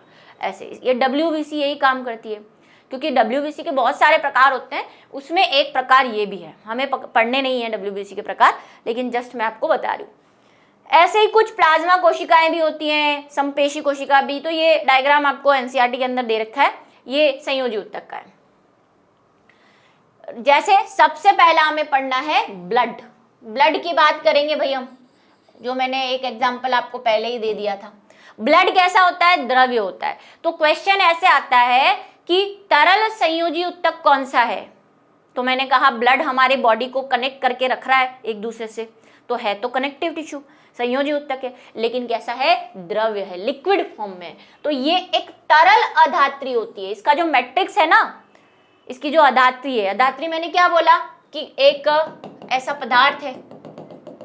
तो ये कैसी है, इसकी अधात्री लिक्विड है, मतलब द्रव्य जैसी है, और उसके अंदर कोशिकाएं घूम रही है। अब ये कोशिकाएं कौन कौन सी है, एक तो हमारी आरबीसी, ये आरबीसी का शेप सबको पता है ना, ऐसा होता है आरबीसी का शेप, जो ऑक्सीजन लेके जाती है रुधिर के अंदर। हीमोग्लोबिन किसके अंदर होता है, रेड ब्लड सेल्स के अंदर, आरबीसी के अंदर होता है। और ऐसे ही हमारी डब्ल्यूबीसी अलग अलग प्रकार की होती है, ऐसी भी हो सकती है, WBC सिंपल शेप की भी हो सकती है। तो देखो ये लिक्विड और इसके अंदर ये कोशिकाएं घूम रही है, ऐसे ही हमारा ब्लड होता है। तो ब्लड एक क्या है, तरल संयोजी उत्तक है, ऐसा लिख दो। ब्लड एक क्या है, तरल संयोजी उत्तक। तो इसमें हो गया है देखो प्लाज्मा, इसकी जो मैट्रिक्स है ना, ये अधात्री है, इसको क्या कहते हैं, प्लाज्मा कहते हैं। नाम मैंने अभी पहले ही बोल दिया कि जैसा काम वैसा नाम। तो यहाँ पे जो ये लिक्विड जिसको हम अधात्री कर रहे थे, अब उस अधात्री का यहाँ पे क्या नाम दे दिया है, प्लाज्मा दे दिया है। और इसी प्लाज्मा में एक तो हमारी आरबीसी घूमेगी, एक श्वेत कणिकाएं घूमेंगी, और एक और कोशिकाएं होती हैं जिनको हम कहते हैं प्लेटलेट्स। प्लेटलेट्स क्या होते हैं, ये टूटी फूटी कोशिकाएं होती हैं, ऐसे घूमती रहती है ये। इसके बारे में आगे पढ़ेंगे हम। वैसे तो ये कुछ स्पेशल प्रकार की कोशिकाएं होती हैं, मेगा कैरियोसाइट्स, उनके टूटने से बनती है, लेकिन आपको इतना अभी डिटेल में पढ़ना नहीं है, ठीक है। तो ये इनमें क्या होता है, देखो ब्लड में क्या होता है, ब्लड क्या काम करता है, सारे भोज्य पदार्थों को सारे अंगों तक पहुंचाता है, ऑक्सीजन को सब जगह पहुंचाता है, हार्मोन को सब जगह पहुंचाता है। हार्मोन क्या होते हैं, हार्मोन एक रासायनिक पदार्थ होते हैं जो हमारी बॉडी के अंदर सिक्रिएट होते हैं, जिसके कुछ नाम आपने कभी पढ़े हो, जैसे एस्ट्रोजन हार्मोन, प्रोजेस्टेरोन हार्मोन, है ना, ये हार्मोन है। गैसों को, शरीर में पचे हुए भोजन को, हार्मोन को, उत्सर्जित पदार्थ को एक भाग से दूसरे भाग में ले जाने का काम करता है। उसके बाद है अस्थि। अस्थि जिसको हम क्या कहते हैं, बोन। अब इस बोन में देखो है तो ये कनेक्टिव टिश्यू, उसके प्रकार में पढ़ रहे हैं, लेकिन इसकी जो मैट्रिक्स है ना, हमने कहा इसकी जो अधात्री है ना, वो कैसी है, कठोर हो जाती है, इसीलिए हड्डियां कठोर होती है। हमारी जितनी भी बोन है वो कठोर है तो कनेक्टिव टिश्यू, भाई कनेक्ट कर रही है एक दूसरे से, संयोजन बना रही है, लेकिन इसकी मैट्रिक्स कठोर हो जाती है, तो इसीलिए ये कठोर हो गई। अब ये क्या कर रही है, हमारे शरीर का कंकाल बना रही है, पंजर बना रही है भाई हमारे शरीर का। यह मांसपेशियों को सहारा देती है, इसी से हमारी पेशियां जुड़ी हुई है, तभी हम चीजें हिला पा रहे हैं। खाली हड्डी तो हम ऐसे होते हैं, या तो ऐसे या ऐसे, है ना, हड्डियां अगर होती, लेकिन हम ऐसे हमारी चीजों को हिला क्यों पा रहे हैं, क्योंकि हमारी पेशियां, जो कि हमें पढ़ना भी है, नेक्स्ट जो हमारे टिश्यू है वही तो है पेशी उत्तक। तो हमारी जो पेशियां हैं वो हड्डियों से जुड़ी हुई है अंदर, जिसकी वजह से हम ऐसे हिला पा रहे हैं। अंगों को सहारा देती है। यह उत्तक मजबूत और कठोर होता है, पहले ही बात कर दी, कठोर होता है। अस्थि कोशिकाएं कठोर अधात्री में धसी होती है। देखा, इसकी अधात्री कैसी है, कठोर है। ये लिक्विड जैसी नहीं है, कठोर है, और इसके अंदर कोशिकाएं होती है। देखो ये पिक्चर दे रखा, ये हड्डी की कोशिकाएं हैं। इसका नाम होता है, वैसे इसको ऑस्टियोथीस कहते हैं, लेकिन आपको याद नहीं करना। और बीच बीच में अधात्री है, लेकिन वो भी कैसी है, कठोर। तो सारी हड्डियां कैसी हो गई, कठोर हो गई है, जो कैल्शियम और फास्फोरस की बनी होती है। ये बात आपको ध्यान रखनी है। हड्डियां किसकी बनी होती है, कैल्शियम और फास्फोरस की। ठीक, तो एक एग्जांपल ये हो गया कनेक्टिव का, और भी है देखो। फिर है स्नायु। स्नायु को हम क्या बोलते हैं, लिगामेंट। लिगामेंट। अच्छा बच्चों देखो, क्योंकि क्लास 9th में आप और सबके स्कूल अलग अलग होते हैं, कई स्कूल में हो सकता है ये सब पढ़ाया ही नहीं हो, सिर्फ रक्त पढ़ाया हो संयोजी ऊतक के अंदर, तो फिर आप अपने स्कूल के हिसाब से देख लेना, क्योंकि कई स्कूल्स में बहुत अच्छे से डिटेल में पढ़ाते हैं। जैसे मैं अपने स्कूल में पढ़ाती थी तो मैं पूरा सब कुछ बताती थी, क्योंकि देखो यही चैप्टर आगे 11th में आपको कनेक्ट करेगा। ये चैप्टर जो है ना, ये इससे पहले वाला चैप्टर जो चैप्टर नंबर 5 था, चैप्टर नंबर 6 था, ये आपके 11th में भी आएगा और डिटेल में आएगा। तो अभी अगर आप इसको आधा अधूरा पढ़ोगे ना, तो आपको लगेगा यार पहले तो मैम ने ये बताया था, अभी वाली मैम ये बता रही है, तो वो ऐसे हो जाता है। इसलिए मैं सोच रही हूँ आपको सब एक बार आप ध्यान में रखें। ठीक है, स्नायु क्या होते हैं, लिगामेंट। कई बार आप चल रहे होते हैं, आपके पैर में मोच आ जाती है ना, और मोच आती है तो आप डॉक्टर के पास जाते हैं, वो कहता है नहीं फ्रैक्चर तो नहीं है, इसका लिगामेंट फट गया है, ऐसे बोलता है। वो लिगामेंट क्या होता है, लिगामेंट एक ऊतक होता है ऐसे ही, लेकिन सॉफ्ट होता है, हड्डी जैसा हार्ड नहीं होता वो। ठीक है, और वो क्या होता है, जब फट जाता है तो फिर हमें पेन होने लग जाता है। तो लिगामेंट क्या करता है, लिगामेंट हड्डियों को हड्डियों से जोड़ने का काम करता है। इसके लिए मैंने 11th वालों को एक शॉर्ट आपको भी बताती हूँ, क्या याद करना। देखो बी एल बी, ये एक शॉर्ट याद करो। इसमें बी क्या है, बी मतलब बोन, बी मतलब बोन, बोन मतलब अस्थि, और एल मतलब लिगामेंट, जिसको हिंदी में क्या कह रहे हैं, स्नायु। अभी से थोड़े थोड़े इंग्लिश वर्ड देखना शुरू कर दो बच्चों, क्योंकि मेरे पास जो बच्चे आते हैं ना 11th 12th में, उनको बहुत दिक्कत होती है। आपके 12th के अंदर जो इस बार बोर्ड के पेपर आए ना, उसमें बहुत सारे इंग्लिश वर्ड लिखे हुए हैं, तो अभी से इंग्लिश का साथ रखोगे ना हिंदी वाले बच्चे, तो आगे जाके दिक्कत नहीं आएगी। ये बात मेरी अभी से सीखना शुरू कर दो, और इसीलिए मैं आप देखो सबका इंग्लिश लिखती हूँ, चाहे आप उसे देख रहे हो चाहे नहीं देख रहे हो, मैं दोनों चीजें बताती हूँ। तो ये क्या है, बोन से बोन को जोड़ने का काम कर रही है, इसीलिए इसको क्या बोलते हैं, लिगामेंट बोलते हैं। ये पूछा जाता है स्नायु का क्या काम है, ये हड्डी से हड्डी को जोड़ने। ये हड्डी एक, ये हड्डी है, इसके बीच में लिगामेंट लगा हुआ है। अस्थि बंधानु तंतु भी कहते हैं इसको, अस्थि को बांध रहा है ये एक दूसरे से। ठीक है, ये देखो अस्थियों को अस्थियों से जोड़ता है। ऐसे ही एक होता है कंडरा, कंडरा भी ऐसी होती है, लेकिन कंडरा हड्डी को हड्डी से नहीं जोड़ती, कंडरा जोड़ती है एमटीपी। एम का मतलब होता है पेशी, मसल, मसल्स, एम का मतलब मसल्स, और बी का मतलब बोन, और टी का मतलब होता है टेंडम। टेंडम, टेंडम का हिंदी क्या है, कंडरा। तो कंडरा, कंडरा क्या करती है, मैंने कहा हमारी हड्डियों पे पेशियां हैं, तो पेशियों को हड्डियों से जोड़ने का काम करती है। ये भी कई बार टूट जाती है तो हमें दर्द होने लग जाता है, तो इसीलिए फिर वो थोड़े दिन के लिए डॉक्टर कहता है प्लास्टर चढ़ा दो, सही हो जाएगा। लेकिन ये बहुत दर्द करता है, कोई मौसम चेंज होता है ना, उस जगह पे बहुत दर्द होती है अगर एक बार आपका लिगामेंट टूट गया है तो। ठीक है, सीमित लचीलापन होता है इसमें भी, ये ज्यादा लचीली नहीं है। फिर आते हैं हम उपास्थि की। अब देखो हड्डियां तो आपने पढ़ ली, अब मैं आपको बताती हूँ ये कान की। ये देखो ये हड्डी भी, हड्डी जैसी थोड़ी सी कठोर भी है, लेकिन ये थोड़ी लचीली भी है ना, ऐसे मूव कर रही है।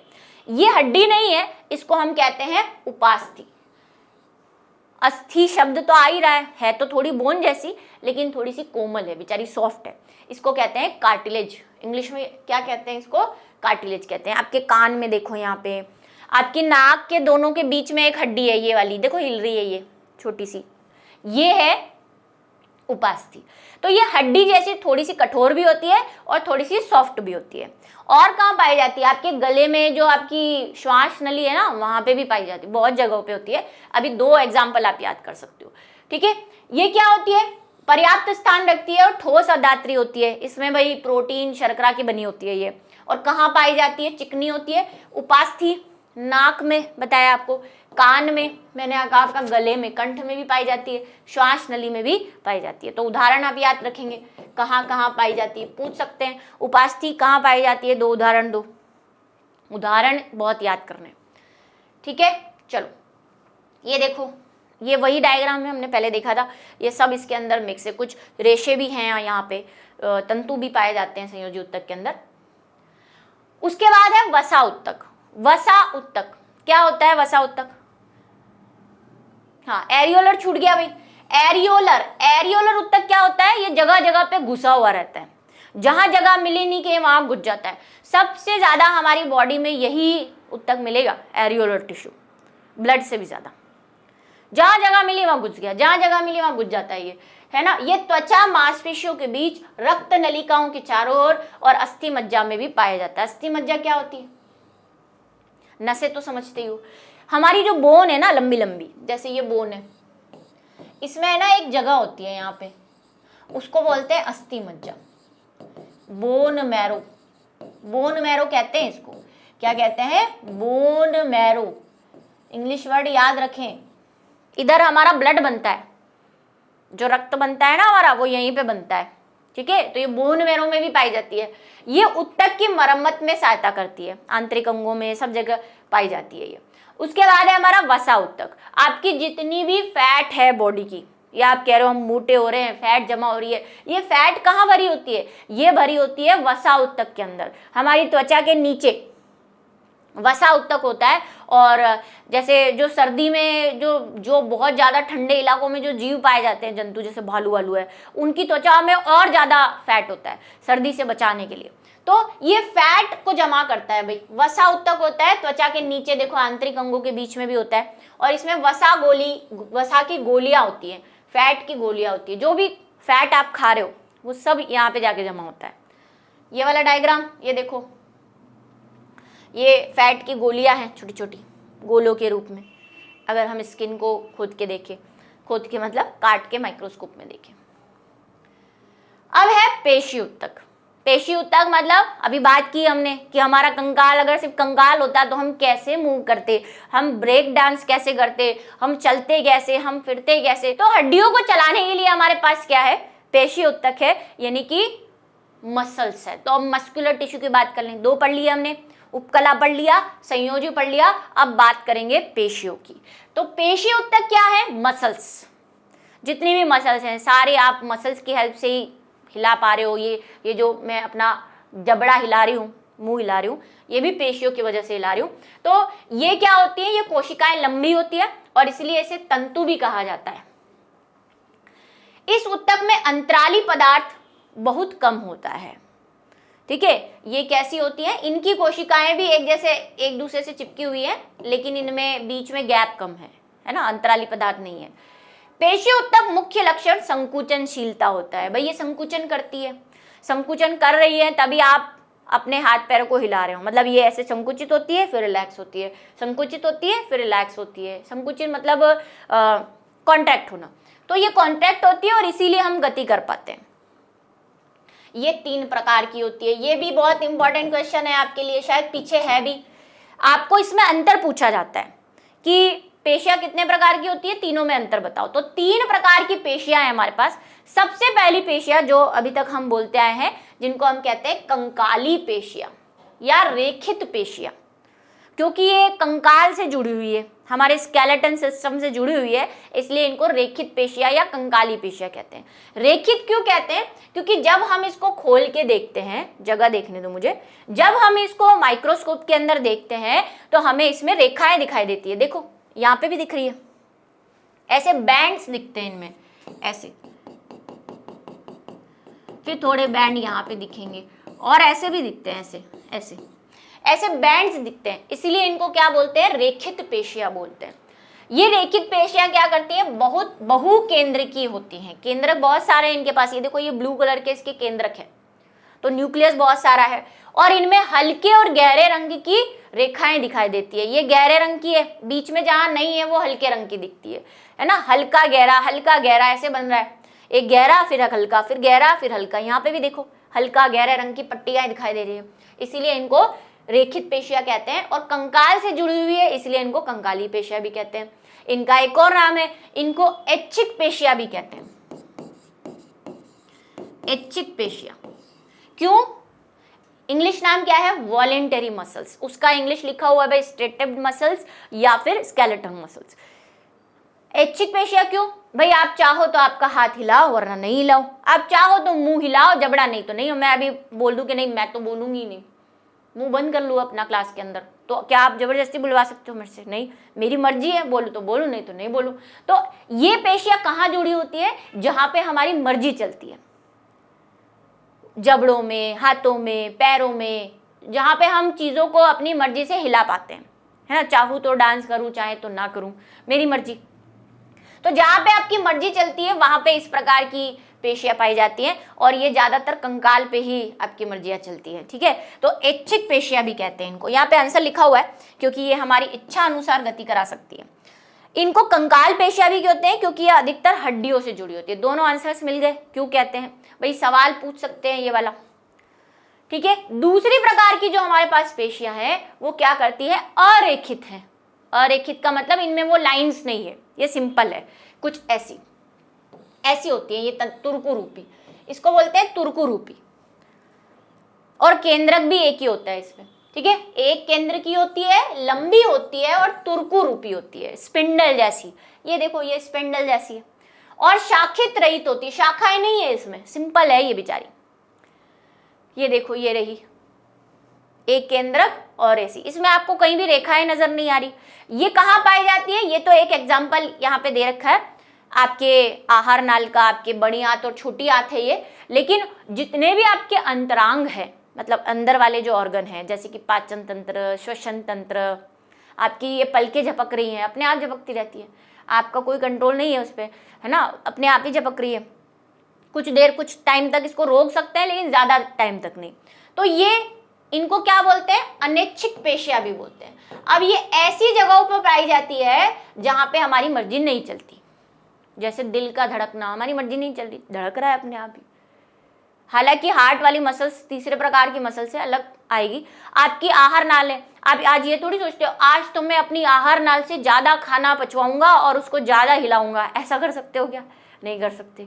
तो वो अपने आप ही होगा। आज तो मैं अपने श्वसन तंत्र से ज्यादा सांस दिलवाऊंगा, वो अपने आप ही सांस लेगा, अपने आप ही छोड़ेगा, आपका उस पर कोई कंट्रोल नहीं है। अगर कंट्रोल करोगे तो ऊपर पहुंच जाओगे, अनकंट्रोलेबल है।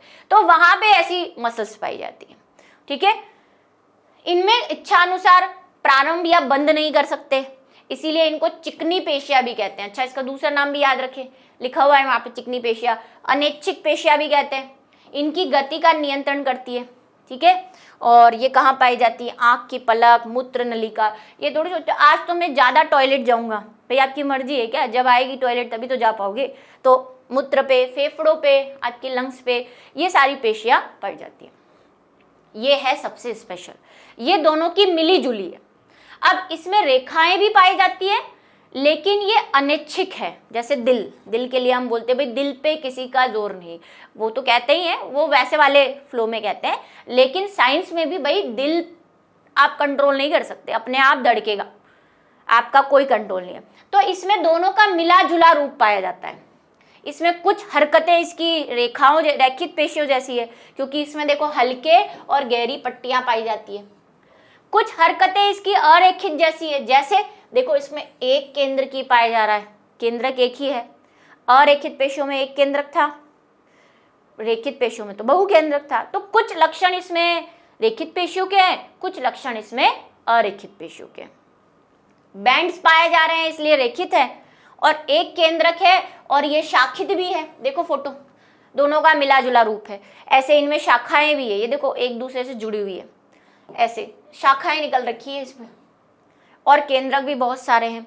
ये सिर्फ हृदय में पाई जाती है, इसीलिए इनको हृदय पेशियां कह रहे हैं, और कहीं नहीं पाई जा रही। स्पेशल है भाई हमारा दिल, तो ये हृदय में पाई जाती है। ये टोटली कैसी रहेगी? अनैच्छिक रहेंगी, ठीक है, नॉन वॉलेंटरी है, ये अनैच्छिक प्रकार की है, इस पे आपका कोई जोर नहीं है। हो गया मसल्स। ये बहुत इंपॉर्टेंट क्वेश्चन है, इस चैप्टर का बहुत बार आता है। पेशियों में अरेखित पेशी, रेखित पेशी और हृदय पेशी में अंतर बताओ, तो अंतर कैसे लिखोगे? यही अंतर है इसके। अब चाहे आप इसको 3 कॉलम बना के लिख दो, एक एक पॉइंट बना के, या ऐसे लिख दो जैसे लिखा हुआ है, ठीक है, लिख लोगे? आ जाओ। अब बात कर लेते हैं लास्ट हमारा ऊतक, तंत्रिका ऊतक यानी कि नर्व टिश्यू। नर्व टिश्यू क्या करता है भाई? आपको जो भी ये फील हो रहा है, मेरी आवाज सुनाई दे रही है, मेरा चेहरा दिखाई दे रहा है, खुशबू सूंघ पा रहे हो, कोई टच करता है तो फील कर पाते हो, ये सब क्यों होता है? ये होता है हमारे तंत्रिका कोशिकाओं की वजह से, नर्व सेल्स की वजह से। तो हमारा भाई एक ऊतक है जिसको हम कह रहे हैं नर्व टिश्यू। हमारे पूरे शरीर में सब जगह पे नर्व्स फैली हुई है। तंत्रिका ऊतक जैसे हमारी पेशियां फैली हुई है, वैसे ही हमारा तंत्रिका ऊतक भी सब जगह फैला, इसलिए सब जगह आपको कुछ ना कुछ फील होता है। जैसे आंखें देख पा रही है क्योंकि उसके अंदर कुछ तंत्रिका कोशिकाएं हैं जो भी आप देखते हो उसका मैसेज आपके ब्रेन तक ले जाती है और उसको देखती है, अच्छा ये गाय है, घोड़ा है, गधा है, वो आपको पहचानने में हेल्प करती है। सुनते हो तो सुनने की संवेदनाएं उन तंत्रिका कोशिकाओं से आपके ब्रेन तक पहुंचती है। ब्रेन सोचता है अच्छा ये गाना है या गाली है, वो बताता है फिर कि अच्छा ये गाना है या गाली है, और फिर आप उसके हिसाब से रिएक्ट करते हो कि नाचना है कि थप्पड़ मारना है ना। वैसे तो तंत्रिका कोशिकाओं का बहुत बड़ा जाल होता है और ये हमारे पूरे शरीर में फैली हुई। जहां जहां पे भी आपको सेंस आता है, संवेदी, ये हमारे जो संवेदी ऑर्गन कौन कौन से हैं बच्चों? नाक है, कान है, आंखें हैं, त्वचा है, ये सब संवेदी अंग है ना, बचपन में सिखाते हैं व्हाट आर सेंस ऑर्गन्स, है ना। तो ये सारे सेंस ऑर्गन्स है। तंत्रिका कोशिकाओं में, तंत्रिका को न्यूरॉन कहते हैं, इसकी जो कोशिका है उसका स्पेशल नाम है, तंत्रिका कोशिका भी कह सकते हो उसको, लेकिन उसका एक नाम है, क्या कहते हैं उसको? न्यूरॉन। ये न्यूरॉन है, कुछ ऐसा होता है भयानक सा, शैतान जैसा, ठीक है। इसके यहाँ पे तो बहुत सारी ऐसी भुजाएं निकली होती है जिसको डेंड्रॉन्स या द्रुमिकाएं कहते हैं। एक लंबा सा इसके पास एक्सोन होता है और एक्सोन में फिर भुजाएं निकल जाती है। न्यूरॉन में कोशिकाएं केंद्रक और कोशिका द्रव्य होता है, ठीक है। ये वाला जो पार्ट है इसमें देखो एक केंद्रक दिख रहा है और ये लंबा सा एक एक्सोन है, इसको हिंदी में तंत्रिकाक्ष कहते हैं, और यहाँ पे कोशिका द्रव्य भरा पड़ा है और इसको कहते हैं एक्सोन टर्मिनल, यानी कि तंत्रिकाक्ष के अंतिम सिरे। ये लंबे पतले बालों जैसी होती है। क्या क्या होता है जरा देखो, मैं बना रही हूं अभी डायग्राम, जगह देख रही हूं मैं। देखो एक तो हमारे पास ऐसी एक कोशिका होती है बड़ी सी, राक्षस जैसी, और उसका कुछ हिस्सा ऐसे बाहर निकल जाता है ऐसे। तो इसको, ये वाला जो गोल गोल वाला है, इसको बोलते हैं तंत्रिका काय। इसके अंदर एक केंद्रक होता है, ये रहा केंद्रक। अब ये जो लंबा लंबा हिस्सा आपको दिख रहा है इसको कहते हैं तंत्रिकाक्ष, एक्सोन, है ना। एक्सोन में बहुत सारी ऐसी कुछ कोशिकाएं पाई जाती हैं, इनको स्वान सेल्स बोलते हैं। ये स्वान कोशिका है, स्वान कोशिका, ठीक है। और यहाँ पे जो द्रव्य पाया जाता है उसको क्या बोलेंगे? तंत्रिका द्रव्य बोल दो या कोशिका द्रव्य बोल दो।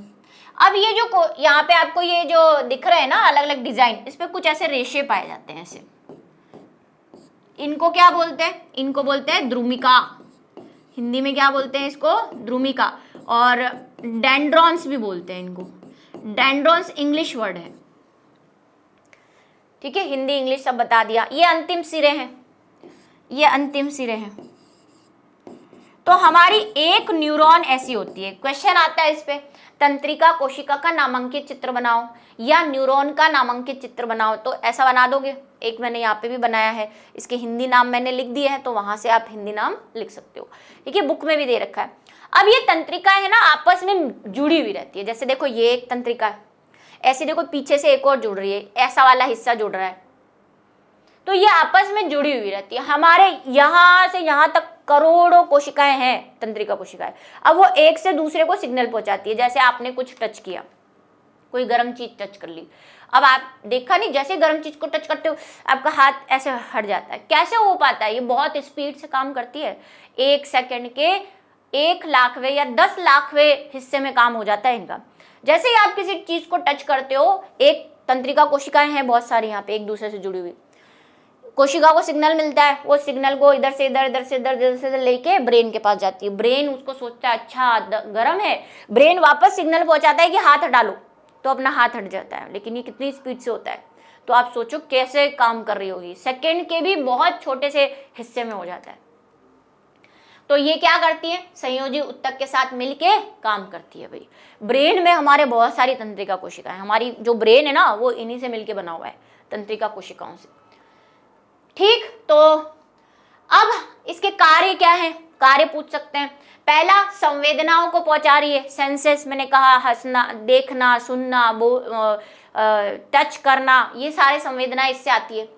तंत्रिका स्पंदन हमें इच्छानुसार अपनी पेशियों को गति करने में भी सहायता करता है। आप चाहते हो मेरा हाथ हिले, तो वो हाथ कब हिलेगा? जब आपके ब्रेन से तंत्रिका कोशिकाओं से हाथ पे सिग्नल जाएगा कि हाथ हिला, तब हिलेगा। हालांकि उसमें पेशियां और हड्डियां भी काम कर रही हैं, तो सब एक साथ काम कर रहा है, सिग्नल भेजेगा तब।